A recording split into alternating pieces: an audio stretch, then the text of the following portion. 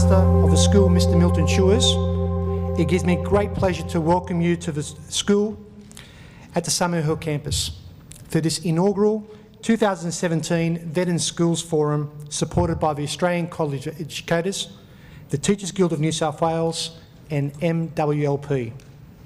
My name is Dr. Fred Osman, and as the Director of Vocational Education at Trinity Grammar School, the school is delighted to host the inaugural Vet in Schools Forum in providing a unique cross-sectional platform for educators and industries to network around new opportunities and challenges in vocational education and training. In a year which has already seen so many changes to this exciting and rapidly growing sector, the need to recognise and provide successful Vet in Schools programs requires collaborations between what I call the three pillars: the system, the schools, the training sector and industry. The Vet in Schools system is a valued pathway to a great career in focusing and engaging students in practical and meaningful education that equips them with industry-recognised skills while exercising and expanding minds and imaginations to help students realise their talents, passions and purpose in life. I am passionate about Vet in Schools. I had the opportunity of studying it as a building student, believe it or not. Some building students do study a bit of education, and I was actually competing in an honours thesis as a fourth-year building student, and looked at the value of Vet in Schools for construction students and could see that it had a really wonderful value. And my results indicated that it did give students a wonderful opportunity. So I'm really excited to be here today, and looking around, I think we have a wonderful gathering. I think just have a look around. There are people here who have flown in internationally. We have speakers who have flown in from across the nation. We have speakers who have travelled locally. We have people who are from private RTOs. We have people who are from government schools. We have people who are from non-government schools. We have people from the Catholic sector. And I'm a firm believer that VET needs to be celebrated in all schools as a wonderful option for all students. Often, I think VET's tragically looked at just for those students who are somewhat challenged in their learning. But I think we need to celebrate VET for gifted and those students who struggle. A recent NESA publication indicated that research shows that students who complete a VET subject as part of their HSC have better job prospects than those who don't. And I can't think of a better way to prepare young people for the world of work than through our unique platform, VET subjects, offered through a school environment. So what I'm going to do is talk about vocational education, and particularly where the government is focused at the moment. Now, we announced in the federal budget the Skilling Australians Fund. That is a $1.5 billion fund over 4 years, and it's targeting apprentices and trainees, so particularly the Cert 3 and the Cert 4 level. Now, there's some very good theory behind why we've chosen to go down that path, and it's important that we understand the background to it so that we can properly target this into the future. So, as many of you would be aware, over the last probably 5 years, there's been some significant declines in the number of apprentices in training that we have. The figures are, and I actually always have liked numbers and always been good at numbers, and that's actually a very useful skill in politics. But I do remember that the statistics generally quite well. And back in 2012, we had about 515,000 apprentices in training. Whilst we don't have the figures for this current financial year, it's probably going to be in the order of about 285,000. So we have dropped a significant number. About 230,000 apprentices in training have been lost across all sectors in the last 5 years. Now, when I was looking at the way forward with vocational education and training, one of the things that I wanted to do was to make sure that we were targeting where the future skill needs are going to be. Now, unfortunately, no one has a crystal ball, so we've got to do a little bit of estimation, extrapolation, to try and work out where the skills demands are going to be into the future. Now, it's very clear that we have some significant growth areas in Australia at the moment, and they're going to grow into the future. Now, some of those will be targeted specifically with Skilling's Australian Fund, and just some of those include health and ageing, and when you also look at disability, we will have significant numbers of new jobs going into the future. Building and construction is also predicted to have double-digit growth, as is manufacturing. Now, there's a number of priority areas in addition to that that we also need to be looking at, and I'm going to be working with the states and territories to sort out exactly where the priorities are in each of the states and territories, and quite frankly within the states and territories. And I generally use Western Australia as a good example because the skills needs in Perth, metropolitan Perth, are very different to what you would need up in the Kimberley. So within some of the states and territories there's going to be very diverse skills needs going forward. So what this Skilling Australians Fund is doing is targeting apprentices and trainees in training to do three things. Firstly, we need to halt the decline. Then we need to start bringing our levels up to around about the 2012 level, and then we need to look at what the skills are going to be and what our skills needs are going to be beyond that. Now, I'm working with some key members of the industry sector, and very keen to work with teachers as well to look at how we can develop the skills that we need into the future. I'll just give you a couple of examples of some of the industries that I've been looking at most recently, and rail is the first one that comes to my mind. Now, rail is going through some significant expansion in Australia, and I've been talking to the rail industry about getting them to develop what their workforce needs are going to be in the future. I think, quite frankly, it's about time that that industry sectors really started looking at what their workforce planning was, not just for now, but 5 and 10 years into the future. Now, the rail industry says to me that they're going to be ramping up their projects, and actually they can't meet their demands in the trade area at the moment now, but they're going to be ramping up, and they're expecting some more projects online in 2020. Well, quite frankly, their strategy really needs to have been in place by now, because we won't have those apprentices through training by the time that rail is ramping up. Similarly, in defence industry, we recently announced the Maritime Institute in South Australia being established, and it actually won't train a single person, but it will be responsible for organising the training needs for the defence industry. And the predictions are that of the 5,200 jobs, 2/3 of those will be in vocational education. So we know that there are jobs coming online, and when you start to consider health and ageing and disability as well, there are significant numbers of jobs that are going to be coming online that need vocational education skills and training to be able to pick them up. Now, the issue that I have is to make sure that advice is going to the students so that they understand that the jobs of the future are going to be focused in the vet sector. And I'm certainly not excluding the university sector from this, but there is going to be a very strong focus in the sub-degree in the vocational area as well. And we have to make sure that students understand that there is a real career path and a real opportunity if they chose to follow vocational education. Now, clearly, university is not for everyone. I think we'd all agree with that. And we need to all start working together to make sure that we are raising the status of vocational education so it's not seen as the poor second cousin to a university education into the future.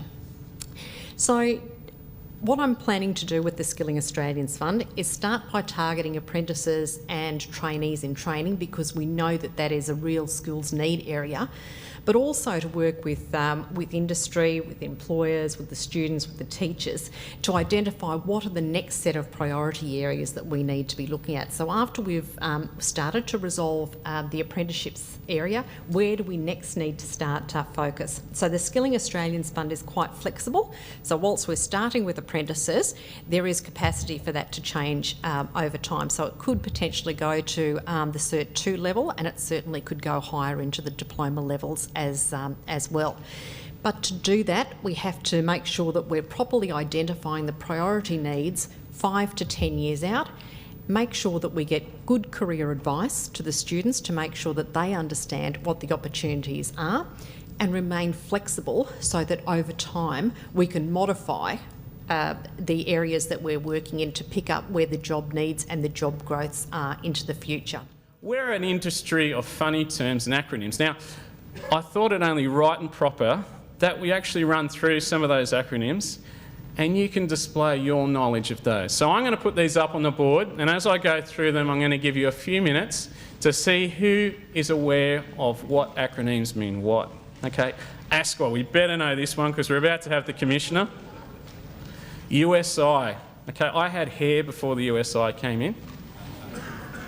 LLN, ISC, AVET Miss, okay, February time disappears doing AVET Miss.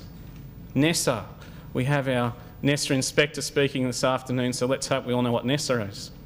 ACSF, NCVER, I just mentioned them, and RCC. What I'd like to do today for you is set a little bit of the scene in terms of how VET in schools fits into the overall sort of regulatory approach which the national regulator takes to the sector. Then I'll take you a little bit, just give you a little bit of a quick overview in terms of how ASQA goes about its task of regulating our very diverse and complex sector.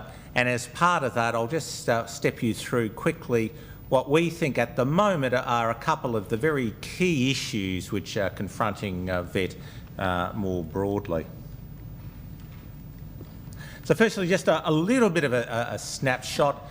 As you know, VET is an enormous sector. Something like 4.5 million students will have some degree of contact with the formal VET sector each year, and that's more than twice the size of Australia's higher education sector. So when you think of the size of Australia, what are we just getting up to 25, 26 million in terms of our population. To have 4.5 million Australians having some degree of contact with the sector each year is really quite extraordinary.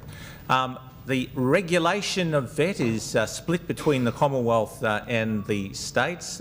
ASQA, my organisation, regulates about 4,000 of the 4,600 registered training organisations in Australia. There's still state-based regulation in Victoria and in Western Australia.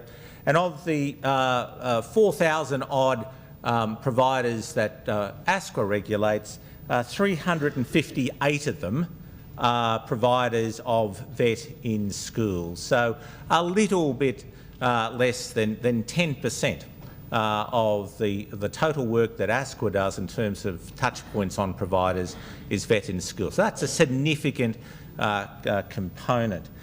VET as a whole is very much a sort of a top-heavy system, if you like, with a rather long tail. So the 30 largest providers of VET in Australia are dealing with about 25% of all the students, and obviously the largest group of those are the large TAFE institutions around the nation. And then there is a lot of very small providers, some of them very high quality boutique providers in their particular niche of expertise. But there was something I think there's almost about 2,000 providers that had less than 100 students or less in a calendar year. The first time we've had a comprehensive snapshot of all VET provision through total VET activity was really through 2015. So we're starting to get a good sense of the sector as a whole. In terms of VET in schools, both nationally and in New South Wales, a little bit over 250,000 students throughout Australia are engaged in VET in school programs, and approaching 55,000 in New South Wales. So across the entire population of school-age students, that isn't a huge number, but it's still a significant number. So you are working in an important sector dealing with significant numbers of students. ASQA itself is still relatively new kid on the block. We've been just coming up to our 6th birthday. ASQA was a merger, if you like, of previous state and territory regulators. The states actually ceded a little sliver of constitutional power to the Commonwealth Parliament to enable ASQA to be created. Twin goals are firstly, obviously, bringing together disparate state systems was to get sort of national consistency in the way in which our sector should be regulated, and then to have very much a strong quality agenda to try to not simply maintain but enhance the quality of the education experience for VET across this country. And they're the essential two missions of ASQA, if you like. We put together what we call a provider profile, which enables us to get as good a snapshot as the information allows us about these individual providers. And that then helps us make judgments about how we deal with these providers. So our system largely requires providers who have a particular scope of registration, who want to change their scope of registration, they want to move into a new area of offering, they have to come to the regulator and seek a permission. And the level of response we give to those requests for permission will be informed by our provider profile. It will tell us whether we can essentially approve something on the papers or whether we need to go out and do an audit or some level of examination. So it's those combinations of those two elements in terms of systemic risk and individual provider risk is how ASQA as a regulator goes about its tasks.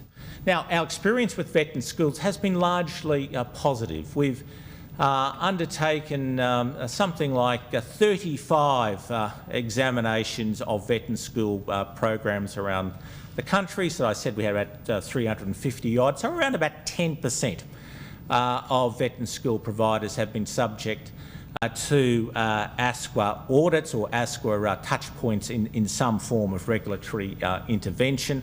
And I'm pleased to say that the level of compliance at a basic level and beyond compliance in terms of getting good outcomes on the whole in our experience with the VET in school system has been pretty good. The things that I'm interested in, popular culture, and you can hear from my background of working in concerts and live events, and the prosperity of Australia, and particularly through its economy. I firmly believe that the development of vocational education training and the skill development of young people will help with that prosperity as we move forward. And so it's incumbent upon us to look at how, as you take them through their journey in vocational education training, how we might then help them advance their skills much more quickly, their careers, much more quickly. And that's what WorldSkills tries to do. Let me tell you a little bit about WorldSkills so that everybody gets on the same page. We're a social enterprise, we're a not-for-profit organisation, and we believe that skills drives your future and the prosperity of Australia. That's the basic fundamental principle of what we do. We like to create as many opportunities for the young men and women who come into our sphere of influence as possible, and we believe in a skills culture. And our key ambition, so our mission statement if you will, it's about driving the future economy of Australia by highlighting pathways for those young men and women. And we like to invest in them now for their future, rather than worry about what's going to happen tomorrow. Let's worry about what they're doing today. We're a very small team, it's only 10 of us, but we're a very big team because we're supplemented by a lot of very dedicated volunteers. So there's over 400 volunteers who work year in, year out for WorldSkills Australia. There's about 130 that are fairly active on a week-by-week basis. Active, I mean, between 5 and 15 hours a week they give to us. Remember, this is eating into their discretionary time, their family time, their social time. We have great support from federal, state and territory governments, from commercial partners and from industry. We get lots of support from the various and different institutes as well. Been around for 36 years. The organisation has a bit of a history. You might remember an organisation that was called Civil and Civic, started off in the 40s, 50s, a family called the Dusseldorfs. They brought a whole bunch of skilled migrant workers to Australia to help with major infrastructure projects in Australia, primarily from Europe. That company's called Lend-Lease. You all know what that is, right? So the Dusseldorf family were the founders of World Skills in Australia, and we're very grateful to them. They're still involved at a family level too today. And just as in referencing back to what the Minister was talking about diversity, one of the things that we feel very strongly about is how do we create pathways for females and Indigenous people to go through those non-traditional skills. And so if you look at the types of things we do, to give you a small example, taking over a team of about 20 people to an international competition come this October. In there we have heavy vehicle mechanics, female. Painters for car bodies, females. We've got young Indigenous men doing welding. So these are the things that we want to try to work hard with. Of that 20, about 9, so nearly half, I didn't quite get it right, did I, but nearly half, are female. A very, very important aspect of what we do is make sure that the pathways are available and illuminated for everybody. That's one of the things that we feel very strongly about. It may not be apparent, we have an exclusive membership to a worldwide organisation that's called World Skills International, an original name I know. But it's the largest excellence organisation based around skills in the world. There's currently 76 nations that participate. And the beauty of being part of that organisation is it allows us to benchmark very well. So if you think about all the work we do here at an excellence program across Australia, we're able to benchmark New South Wales against Victoria, against South Australia and so on. We can also benchmark Australia against any one of those nations. We can also benchmark New South Wales against any one of those countries or provinces in those nations as well. So it gives us a lot of intelligence that we can share back with this community to show how you're doing against other communities. And what I can say at the moment is Australia's ranked 12th in those 76 nations, which is a very good representation of how good the Australian vet system is. If I reflect back some of the more broader statistics, that there are about it's about the third largest, I think. We have foreign students coming into vocational training in Australia, about third largest in the world. About 6% of the total foreign students in the world are coming into Australia. If I look at a World Skills International level, we have 50 categories running. Of those 50 categories, 13, they're chief experts, so that is an expert who is voted by their peers as being the leader of that particular category. 13 of them are Australian out of the 50. Another 7 are deputy chief experts. So the world looks very, very favourably on the Australian vet sector. It does very, very well, and it is highly regarded on an international stage. And when you consider that we are such a small nation against some of these bigger populations, I think we do remarkably well. So I'm going to share with you a couple of things in just a second that we use as ways to, hopefully it resonates with the young people, and we see some really positive responses. The first one is a young boy, and these are all genuine people. His name is Tristan. He's 20 years old. He's a bricklayer. He's from regional Victoria, and he's one of my young international up-and-coming competitors at the moment. Lovely guy, plays footy on the weekends, got a great family, quite middle class if you want to call it that. But he's just got something extraordinary about him that one of his teachers spotted, right, and put him forward. So he was quite shy. He's 20 years old. Now he is travelling internationally, improving his skill as he goes. He is, in the past 22 months, he's travelled to China. He's bought himself a new car. He's put a deposit on a home. Why? Because bricklayers earn $2 a brick, and they lay 400 bricks a day, and they work 5 days a week. The math is $3,500 a week, right? So when you do that in front of parents, they go, my kid can have a better lifestyle and income than I do, because that's what parents want. And the kids go, I can get a ute in the house. So when Tristan stands up and talks to the young people in a very authentic and genuine way, because it's his story, it resonates with them. Now, it doesn't necessarily mean convert to be a bricklayer. It says trades and skills are a good career pathway, and they give you the lifestyle and income you want, and you get to travel and you get to do really good stuff. And mum and dad sit there and go, I'll have one of those at my dinner table on Friday night. That's good.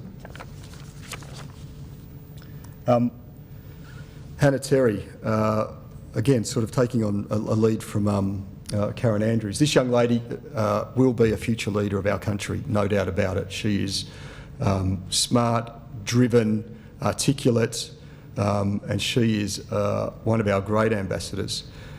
She deals in the area of mechatronics, which is, effectively bringing technology, mechanical and electronics together. She won a gold medal at our last national competition in Melbourne in 2016. And we've selected her to represent the entire youth of Australia in Abu Dhabi in October of this year, to represent us at a TVET summit where 300 youth from around the world will come together to talk about what's needed, what's shortfall, what's inspiring them, what can we do to make it better. People like the European Education Council, the British Commission Council, UNESCO, they are the leaders of this particular forum. So it's got some good ears listening to it.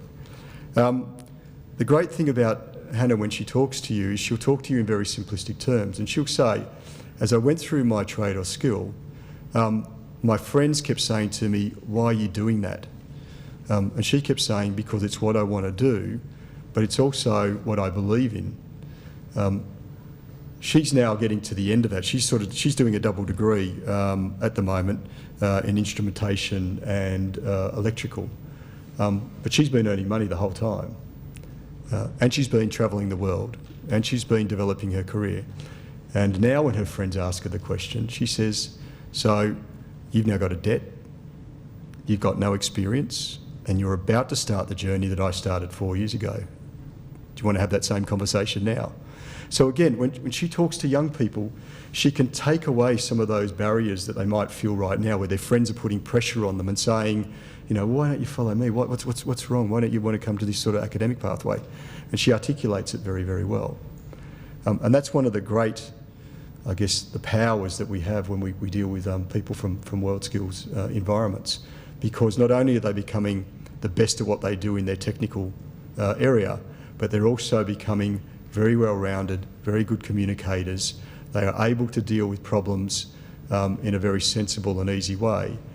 They're able to communicate very, very clearly what their mission in life is all about. So I guess what I'm going to do now is encourage you, whenever you have those forums where you can have those young people in groups, you can reach out to World Skills and ask for those people to come in and speak to them. You can go through the Australian Apprenticeship Ambassador Program, which is heavily populated with World Skills people, and get them in to talk to the mums and dads and the kids. I think you'll find that it's a great outcome, particularly when you're trying to get the young people coming through VET in schools to make those decisions about what they want to do. My talk today is about industry engagement, and really my focus is on VET teachers and how we can engage with industry. And I would imagine when you start to think about your role as a VET teacher that really a lot of people find the toughest thing is to engage with industry. How do I go about it? I remember a role that I had with the University of Wollongong, chairing their industry engagement and a community engagement group, and we found that one of the issues that had occurred was that at the University of Wollongong there are two entrance gates. There's one on the east and one on the west.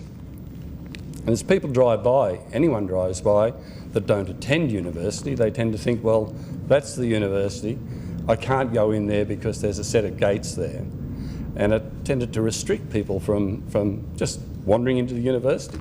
It's a public place, you pay for it, wander in and have a bit of a look around.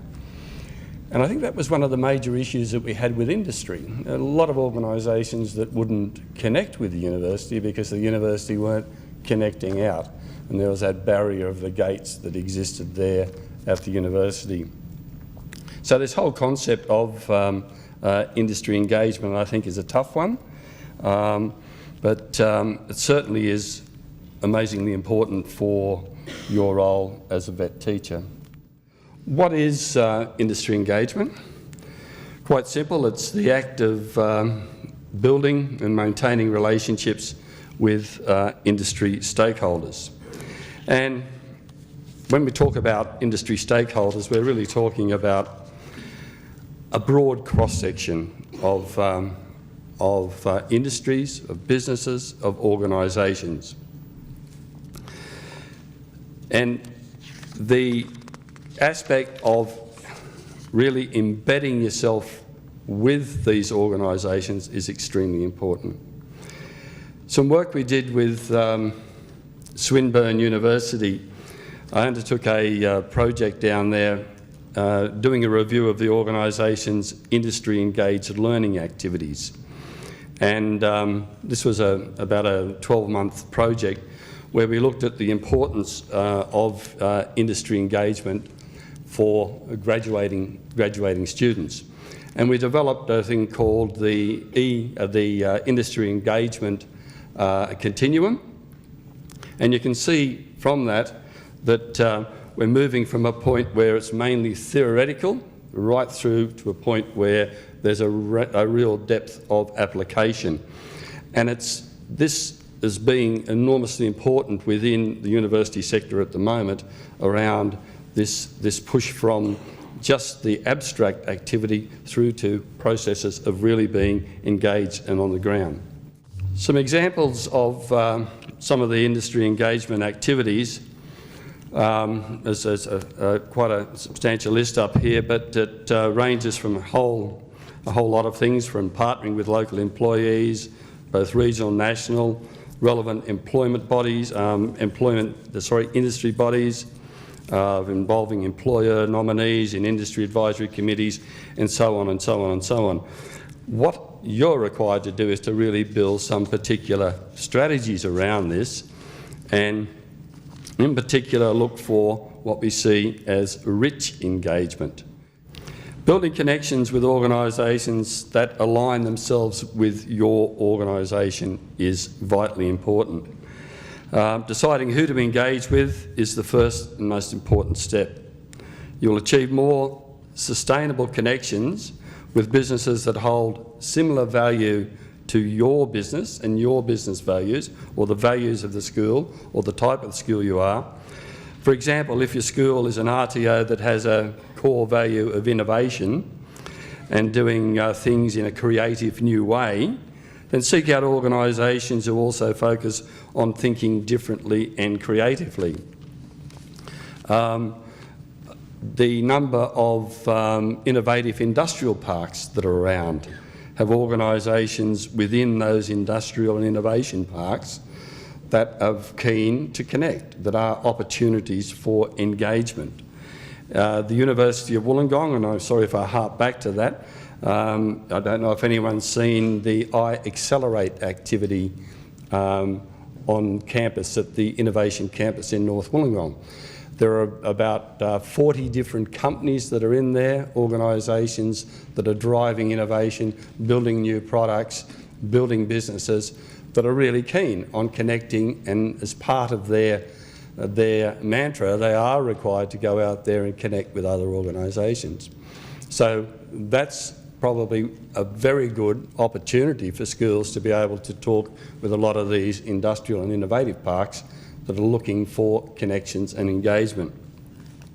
Or if your school has a commitment to community development and supporting disadvantaged students, seek out like-minded organisations to engage with. We have 15 work placement providers here in New South Wales,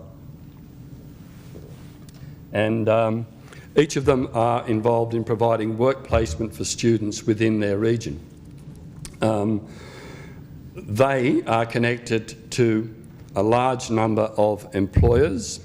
MWLP has around about 500 organisations that we work with, 500 hosts that we work with. So in terms of the vet teachers talking to us, Who can we engage in? Who can we connect with? And we'd most certainly be very, very keen on working with you to do that. We've done certain things in the past, and I have a list of some of the quite innovative and exciting things that MWLP has done. So the importance of really networking and talking with your providers that are out there providing work placement would really deliver some benefits. Chambers of Commerce, parents at the school. One of the things with our work placement that we're doing is we're finding that we get out and talk at parents' nights, parent-teacher nights. We have an opportunity then to pick up on a range of parents that have got businesses, that are engaged in working in large companies, that are very keen to help. So your parents are a great source of contacts. Your friends, again, a great source of contact in terms of they have an understanding of what you do, what you're about.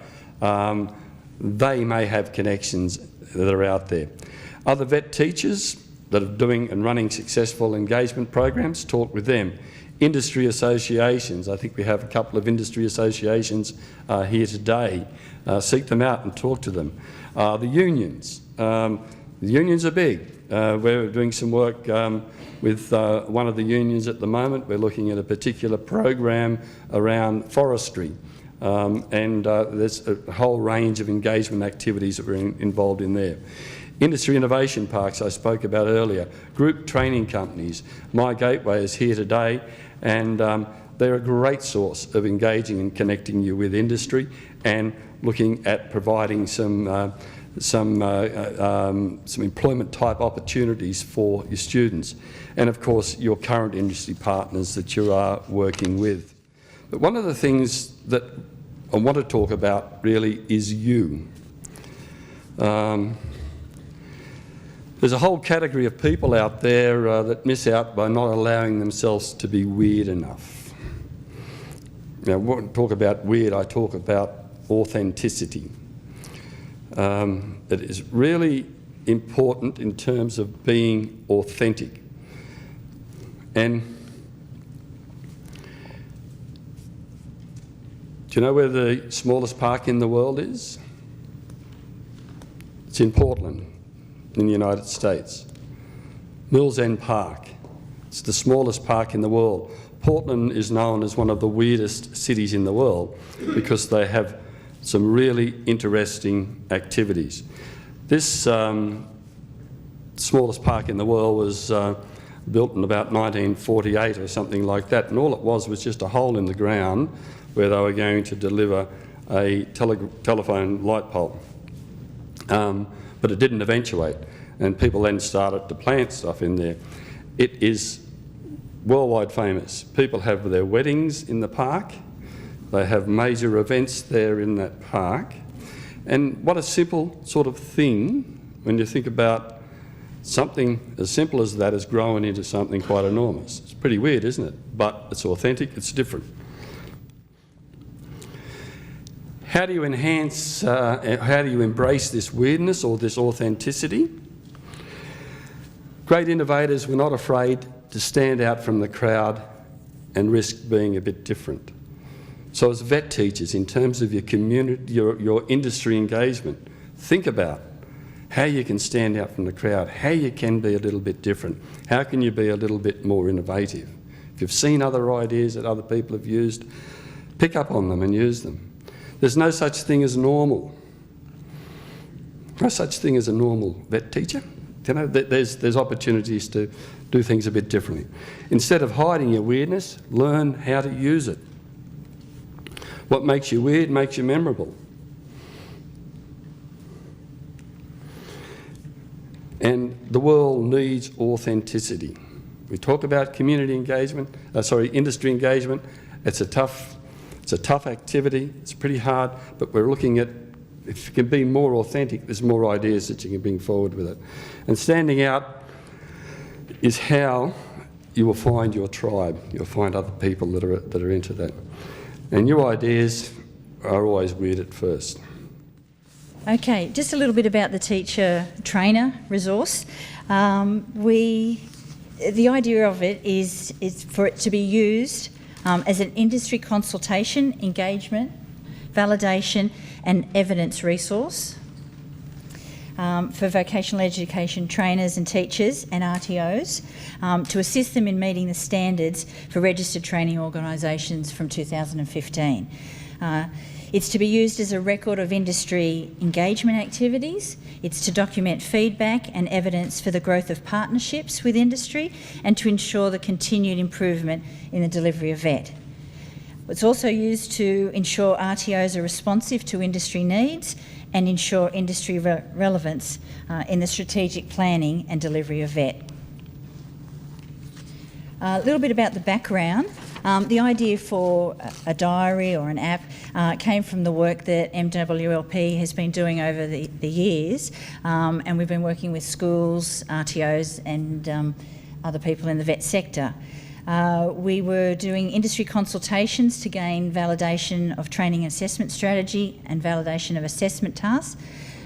We've also done teacher industry currency work placement. Our years of coordinating work placement, which has been our main source of work, and our experience working with industry through various other programs that we've been involved in.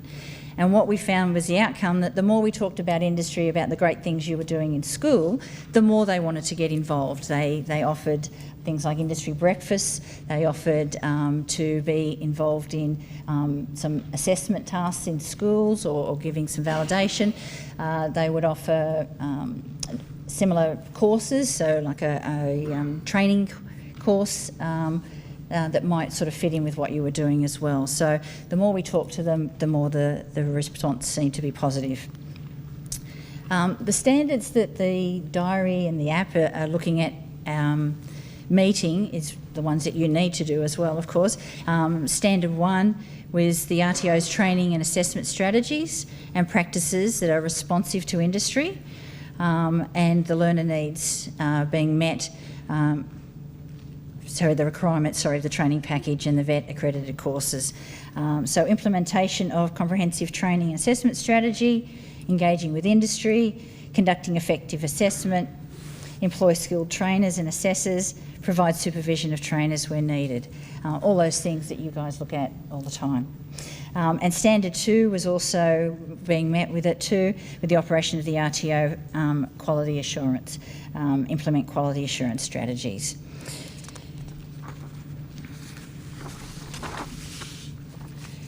We felt that the diary app, or we were hoping that it would be a solution to some of those compliance obligations that you do have.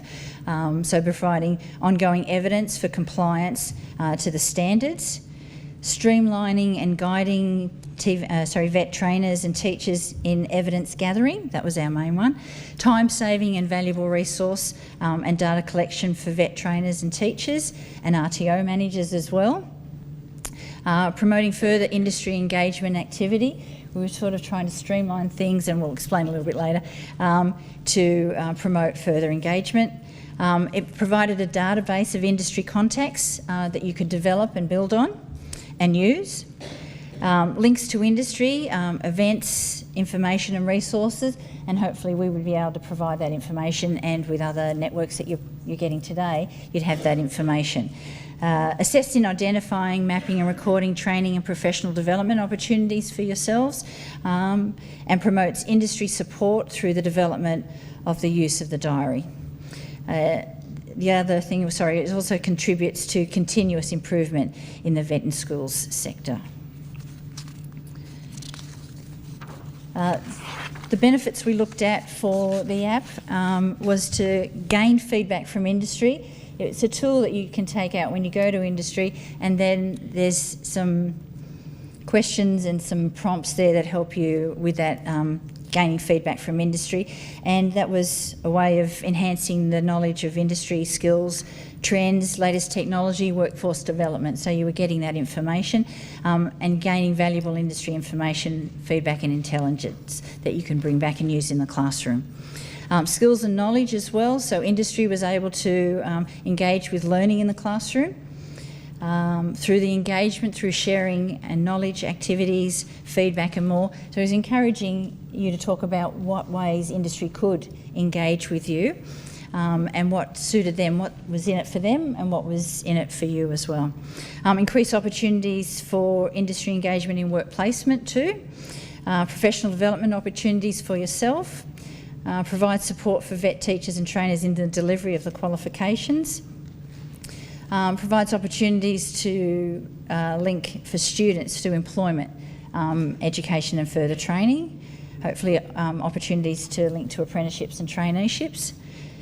Opportunities for students to participate and be nominated in industry award programs and be recognised for their achievements. Hopefully encourage world skills and maybe some support in you doing that as well through industry. We think it's going to look a little bit like this, but the app will have the industry engagement evidence area, and you've got your new and existing. Description of what the evidence is, feedback, outcomes, evidence, what standards and competencies you are looking at, and just if it's in line with the TAS, if you're looking at that. Industry events, information and resources, that can be uploaded, and we can use the resources across the state to get that information onto the app. You're developing your industry contacts, so you'll have a list of those contacts which will be uploaded. You just put the information in and then you've got a database. You can phone them or email them, you can invite them to events at school. You've got your database there. And just admin sort of things, your TAS if you have access to that, and just your personal details on there as well. So the idea was you may do this sort of manually at the end of the year. We just thought that the app might help you and encourage you and help industry in knowing how to engage with you. One of our activities in that booklet was identifying who our sponsors are, and I hope all of you got around and had a chance to briefly interact with them. So just to quickly mark off for any of you who have done that, I'm wanting to keep that running point score. So there's 4 of our sponsors and we're very thankful for our sponsors. It's assisted with this day and the running of the expenses for this day, and our other 4 sponsors. So please have a look in your activities booklet there to see how you went with that. I'm Adam from My Gateway. We're a group training organisation, and what we do is basically we employ apprentices and trainees and place them in a host employer network. We currently have about 250 apprentices and trainees in work in all sorts of trades, building construction, metal trades, so boiler makers and mechanical engineers, horticulture, business centres, so a really wide range of jobs there. And this year alone we'll be probably hiring somewhere around 200 new starters. So if you're looking for a job in the Sydney Metro region, Illawarra, maybe towards the Hunter as well, come and check out our website at mygateway.org.au. My name's Jamie, I'm from Sydney Trains. Sydney Trains offers a range of apprenticeships. We have about 8 or 9 apprenticeships.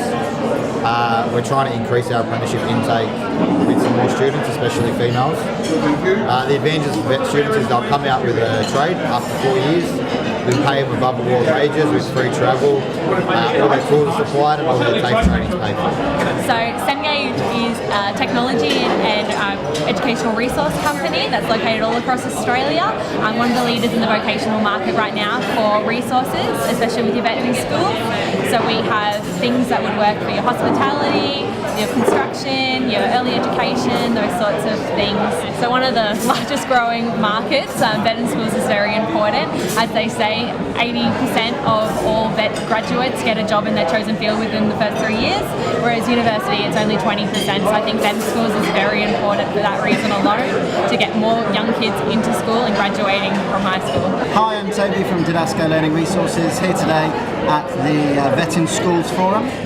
We're really pleased to be here and be represented at this event. We think it's fantastic that there is vet in school programs in existence to help bring high school students up and get them into a vocational pathway, and ultimately with a job outcome at the end of it, teaching them skills that they need in order to go out into the workplace.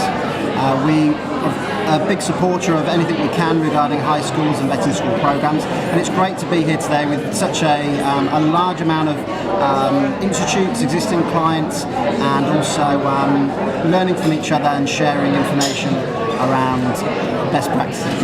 Tammy Casey from Community Services and Health ITAB. We're here for the Vet Pathways in Community Services and actually promoting our website where we have a lot of free-to-air vet resources for your students, things like these sheets that show the different pathways from vet all the way through to tertiary education, giving people an idea about what they can do when they take up a vet pathway in Community Services and Health. Hi, my name's Max Wilson. I'm the Executive Director of an organisation called ACFIPS, which is Arts, Communications, Finance Industries and Property Services. We oversee the training packages for a number of industries, and school students can actually do these as a traineeship or an apprenticeship through school. So these are our new Vet in Schools brochures. This is telecommunications, and as well as that we've got printing and real estate. And school students can do these while they're at school in the Vet in School program. Daniel from Futura Group. Excited to be here at the Vet Conference for the schools. I think schools have got a massive part to play in building the foundations for our students and moving into the vocational sector and of course the workforce. We provide some resources for retail, for hospitality and business services, and excited to be here and see what everyone's up to.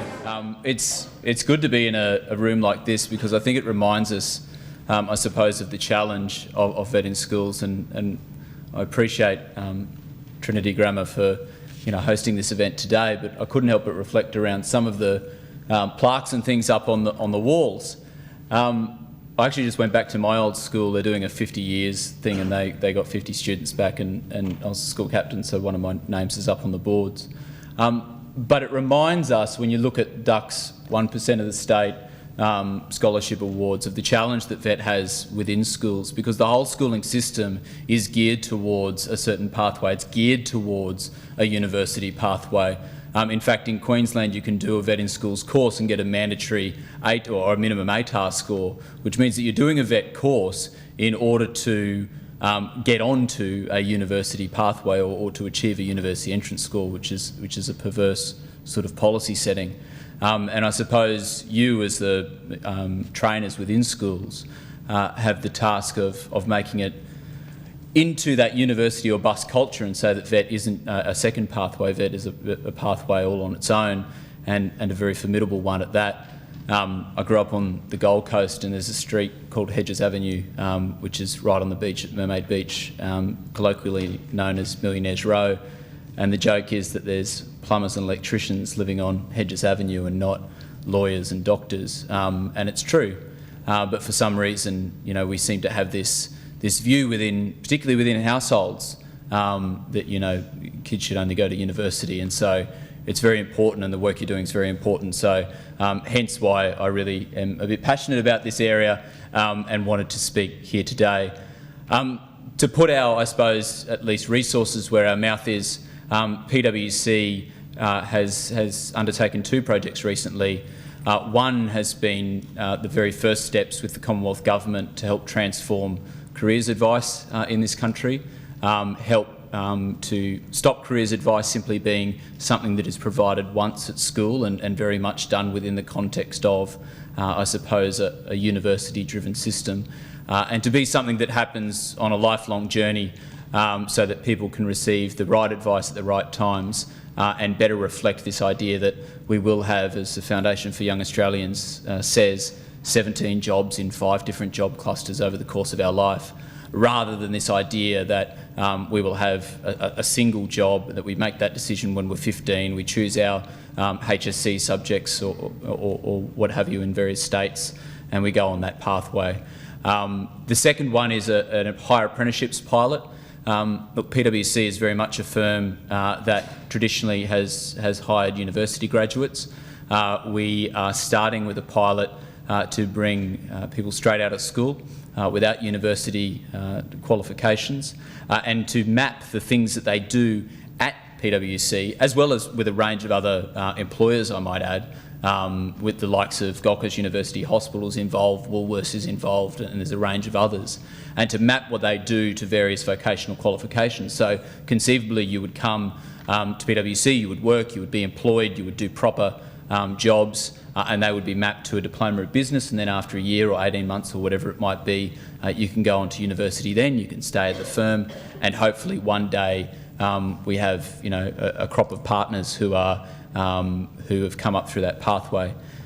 Sarah, who Chris mentioned, was the CEO, was in the UK firm when they did the same thing in the UK, and now that group is sort of 5 and 6 years in, and a lot of them haven't been to university, but they've been employed with PwC, they've received vocational certificates and qualifications, and it's been a really sort of rich experience, not just for the individuals, but for the firm as well. So just with those opening remarks, I just wanted to sort of, I suppose, put a stake in the ground for, I think, how important Vet in Schools is. Not least of all because, as Chris mentioned, we are responsible for a number of training packages, and quite a few of them would be used by people in this room, in particular the business services qualifications, the ICT training package, and the financial services training package as well. So we're very aware of the fact that a number of training packages within our remit can be delivered both in an institutional setting in terms of a TAFE, but also in terms of schools as well. And we're very keen to make sure that industry doesn't see a difference between those two modes of delivery, that rather the way that it is delivered in schools is to a standard that is an industry standard, and that the individual walks out with the same qualifications and the same recognition that they would if they had have gone to a TAFE or another RTO. So from time to time, and I'll encourage, this plug comes much earlier than I usually put it into this sort of speech, but please sign up to our website, because we are very interested in consulting with people who deliver in a Vet in Schools context for particular qualifications as we review them. There are some people in the room who are familiar with the work of a skills service organisation. It's our job to review all of the training products within our remit over the course of a 4-year cycle. And so from time to time we will be reviewing Certificate 1s and Certificate 2s, which are heavily used by the Vet in Schools sector. And when we do, we want to make sure that we weigh up not only the considerations of industry to make sure that they recognise those qualifications, but also the modes of delivery that you might deliver in schools as well. Now, I've got there a new TAE, and this is probably what I wanted to just touch on over the next few minutes, and then I'm happy to answer a couple of questions. We heard loud and clear during those consultations that people were dissatisfied with the sort of existing TAE. I don't think anyone, I certainly don't stand up here and sort of espouse my love for the TAE training package.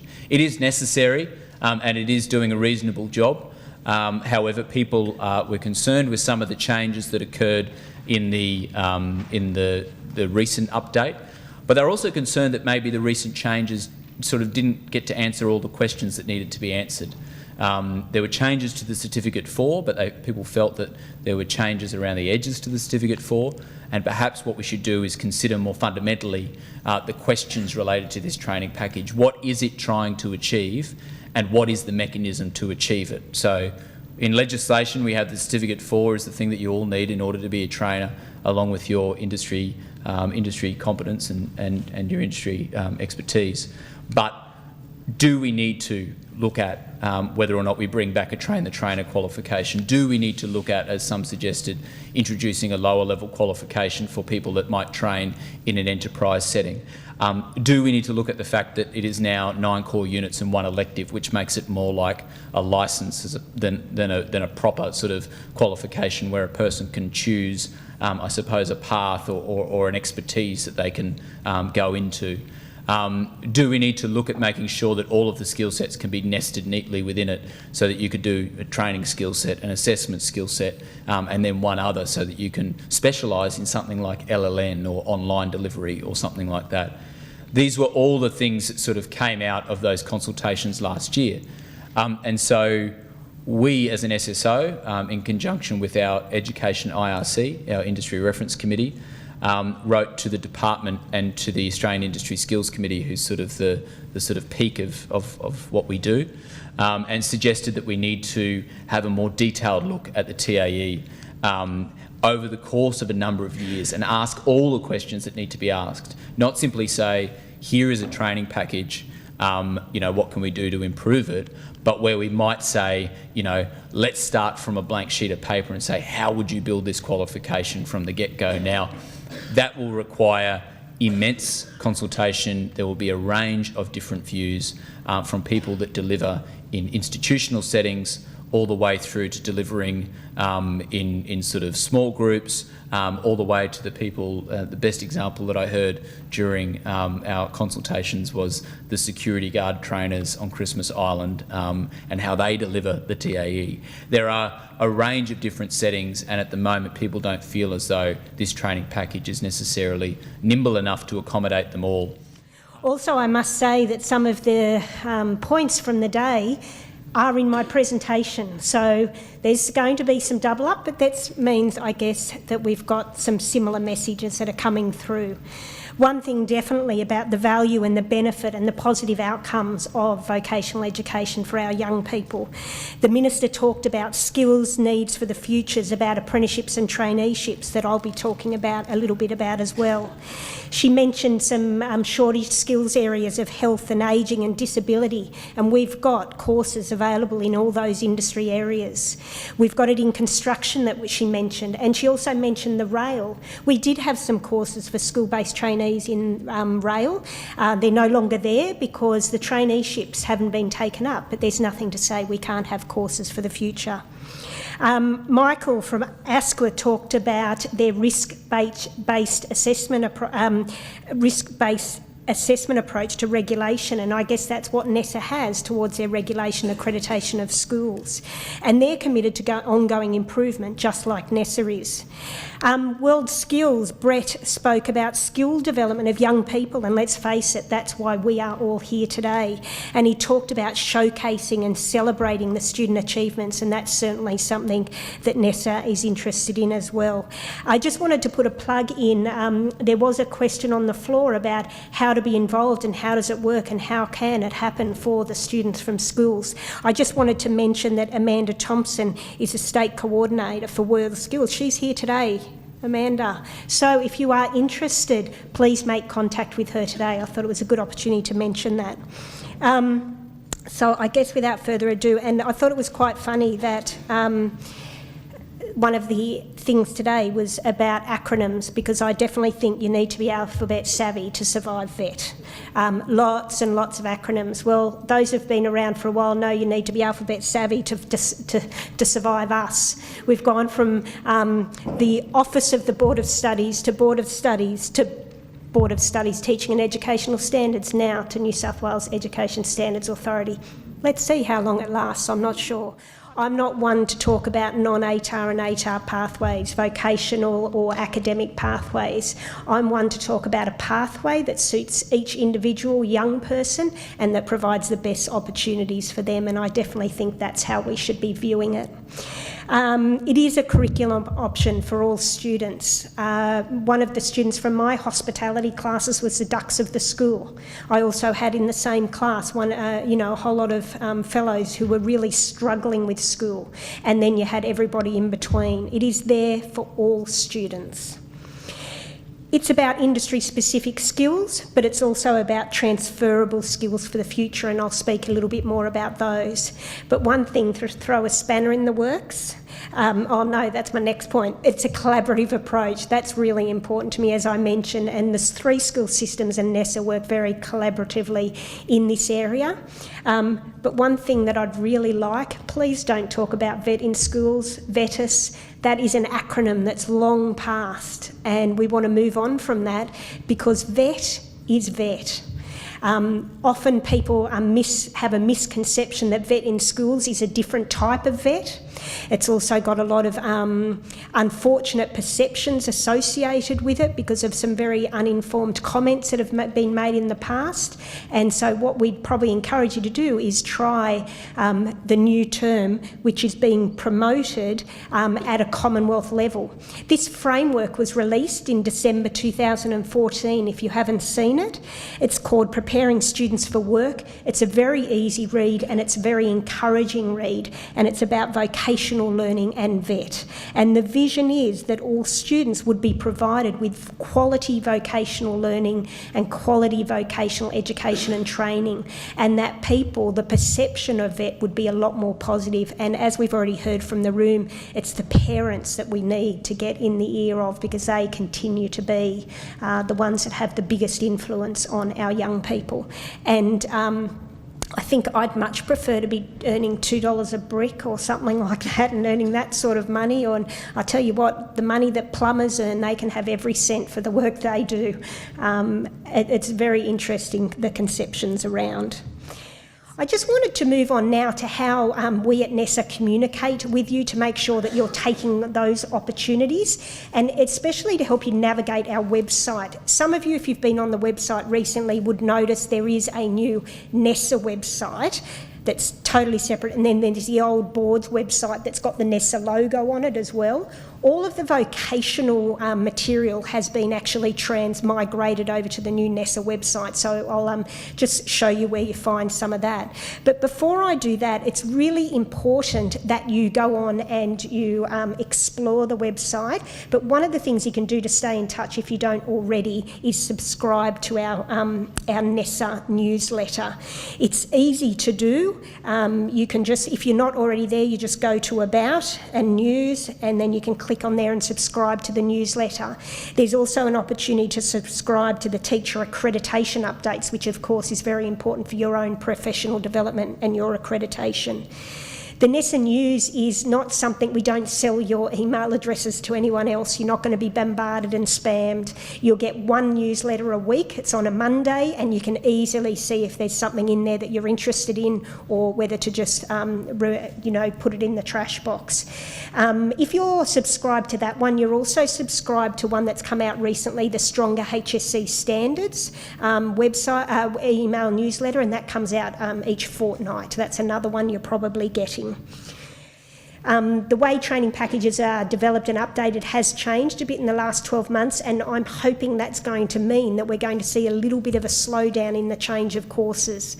As VET teachers, if you don't like change, this is not the space for you, but today is a great opportunity for you to collaborate and network, get to know you. I hope you got to know people in the other school systems and across the states and states as well, because it's a great opportunity to share your experience and share your resources.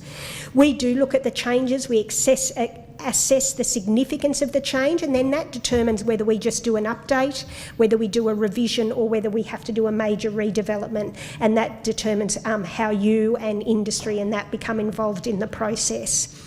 Industry curriculum frameworks we do monitor, and they don't always get changed each year.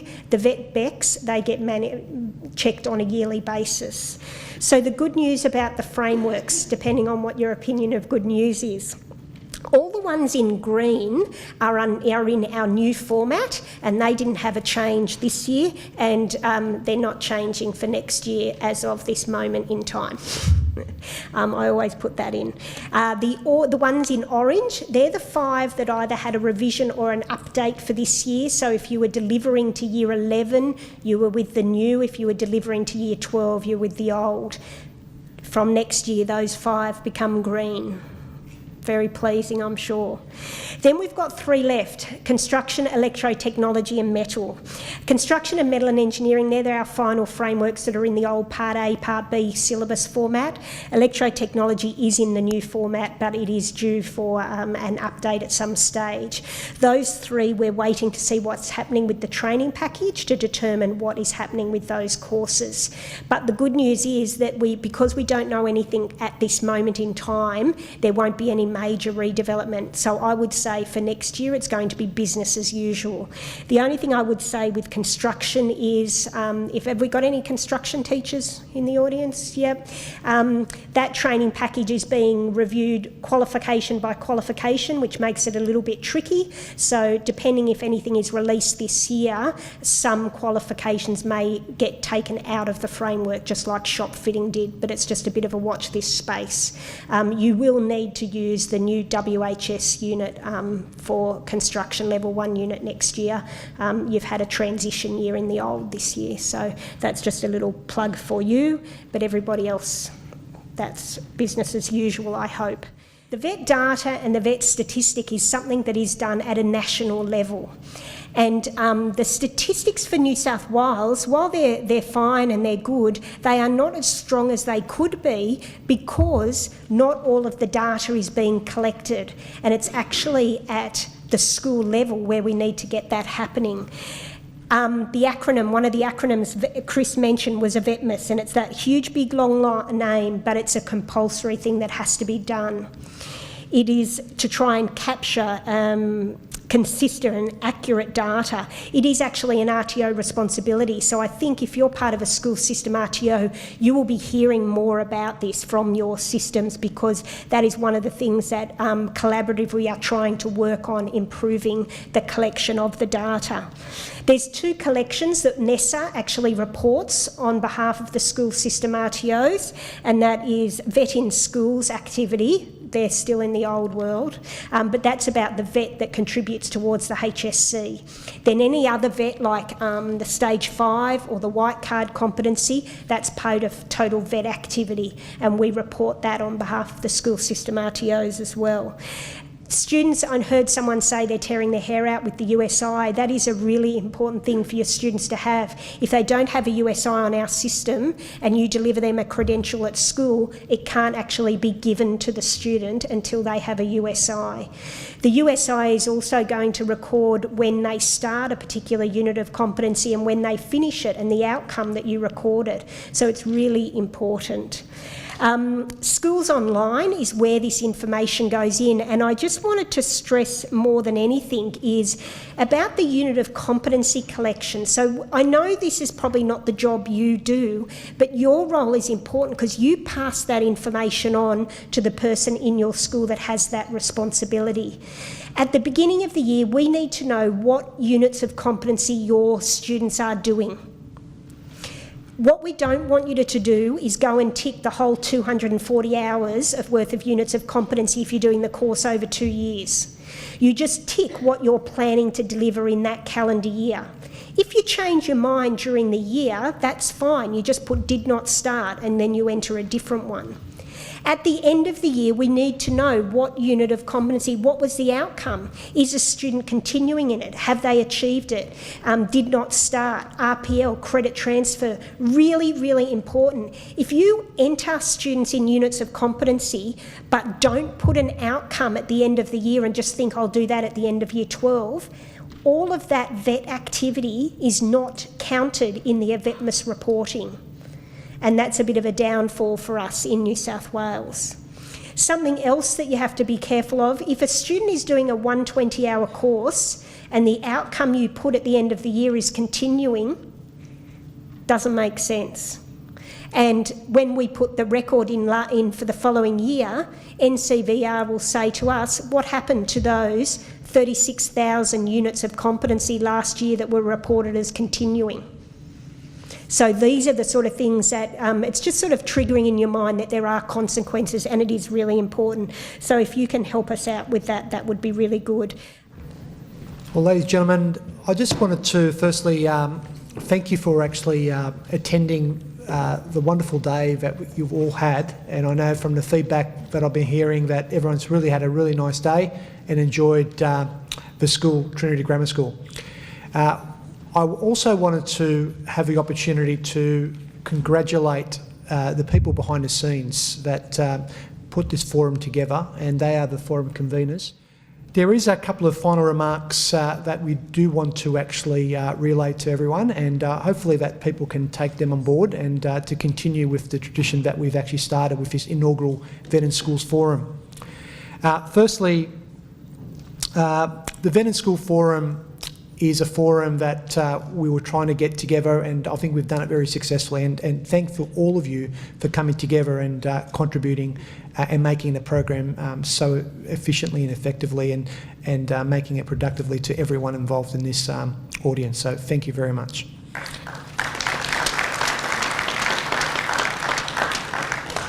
Secondly, we wanted to have an opportunity to really, if I can use the word, break down the barriers between the systems, and having professional associations like Australian College of Educators, the Teachers Guild of New South Wales and MWP to provide an opportunity for everyone to come back again. We do want this as an annual forum. We want it to actually have more teachers be involved next time we come together next year. So we are looking for an annual event, and hopefully that would actually have an opportunity for people that are working in the region or interstate to come together and share with the good ideas and, as Catherine mentioned, the good stories that are happening in their own schools that we can share among us as colleagues. I think that's really, really important to actually project, so therefore we get more students involved in vocational education for the future.